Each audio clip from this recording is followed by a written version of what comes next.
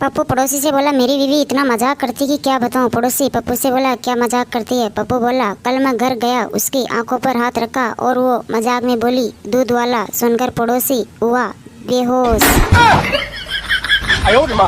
पत्नी, चलो एक खेल खेलते हैं, मैं छुपती हूँ और तो आप मुझे ढूंढना। अगर आपने ढूंढ लिया तो मैं आपके साथ शॉपिंग करने चलूंगी। पति, और अगर नहीं ढूंढ पाया तो। पत्नी बोली, ऐसा मत कहो जानू, बस दरवाजे के पीछे ही छुपूंगी।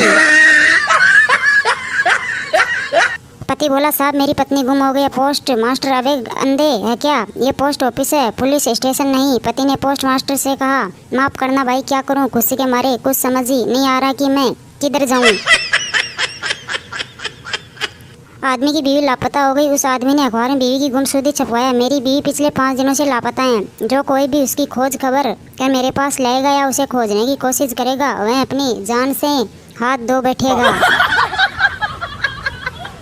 बबलू, परीक्षा और गर्लफ्रेंड एक जैसी ही होती है। डब्लू, है कैसे। बबलू, दोनों में ही ढेर सारे सवाल होते हैं जिनमें से ज़्यादातर समझ में नहीं आते। दोनों को ही ज़रूरत से ज़्यादा समझना पड़ता है और नतीजा फिर भी एक ही होता है, फेल।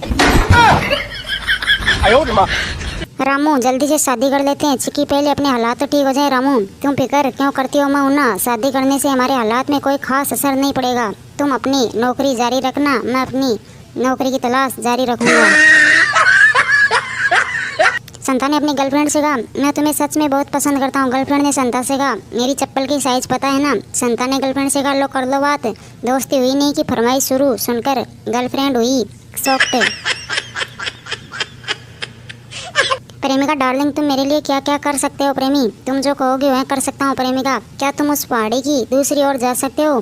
प्रेमी ने कहा, क्यों, यहाँ किसी और को मिलने का टाइम दे रखा है क्या।